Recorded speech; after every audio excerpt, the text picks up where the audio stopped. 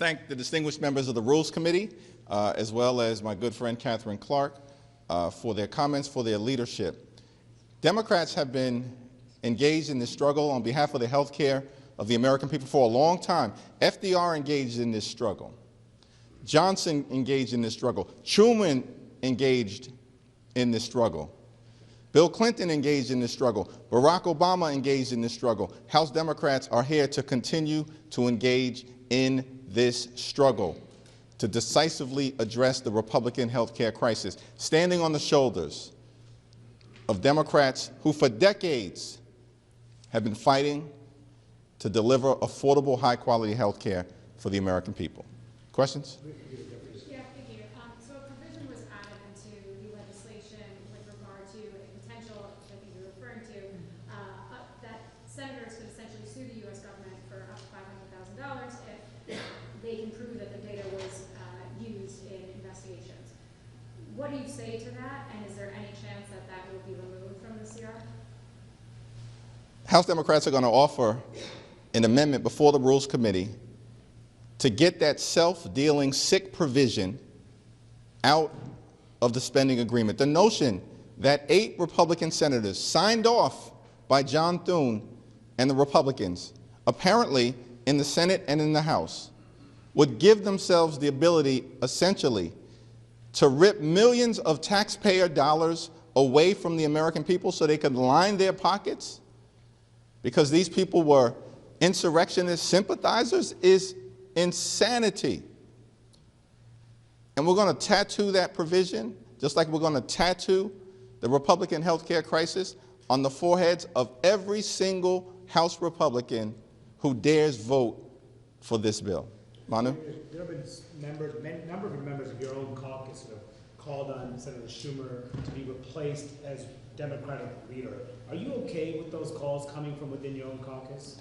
As I've indicated, we're focused right now on pressing the case in addressing the Republican health care crisis. We'll be before the Rules Committee in moments. We'll have a family conversation as House Democrats. We're strongly opposed as House Democrats to this reckless Republican effort to continue to raise the high cost of living on everyday Americans, which is exactly what they're doing by failing to extend the Affordable Care Act tax credits. Nicole? Even though you said that Democrats are opposed, you would expect any Democrats to defect tomorrow like they did in the Senate? I will have that conversation during our caucus meeting at noon, but our strong expectation is that Democrats will be strongly opposed. Many have issued statements.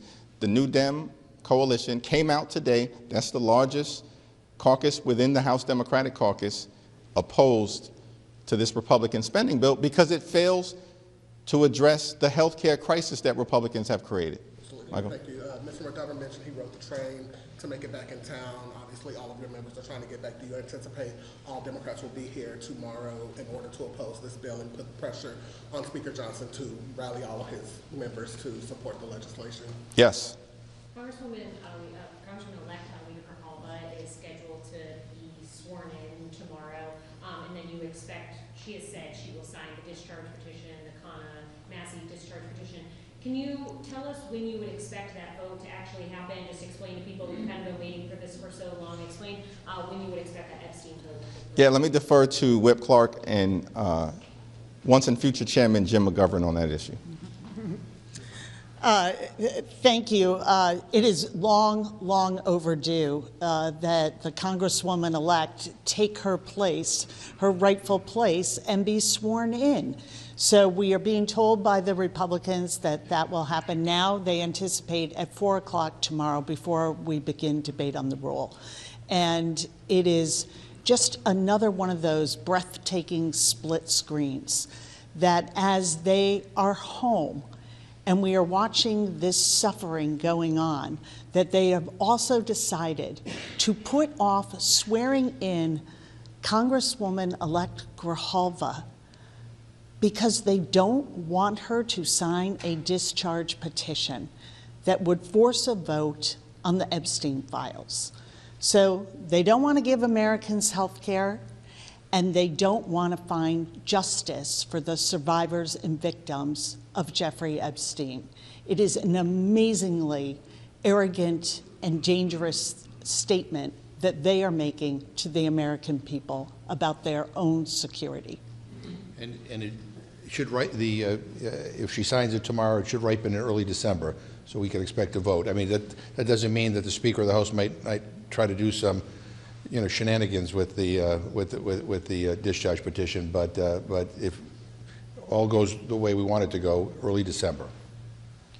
It's unbelievable that for 7+ weeks, Representative-elect Adelita Grijalva, who was elected in late September, decisively has been denied the ability to serve more than 800,000 people in Arizona. And why is that the case? It's because Republicans are running a pedophile protection program.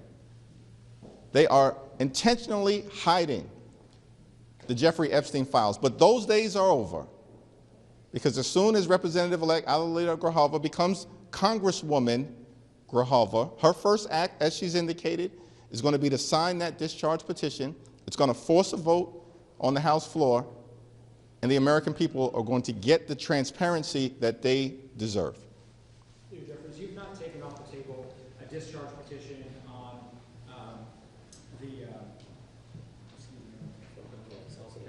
the estate subsidy, excuse me. So have you had any outreach yet to Republicans on that, or is it too soon for something? We haven't had any conversations with Republicans. We're going to be before the Rules Committee shortly. We're going to introduce an amendment that gives them an opportunity to extend the Affordable Care Act tax credits, and we're going to continue to make the point to our Republican colleagues. Our position is simple: cancel the cuts, lower the costs, save health care. Thank you, everyone.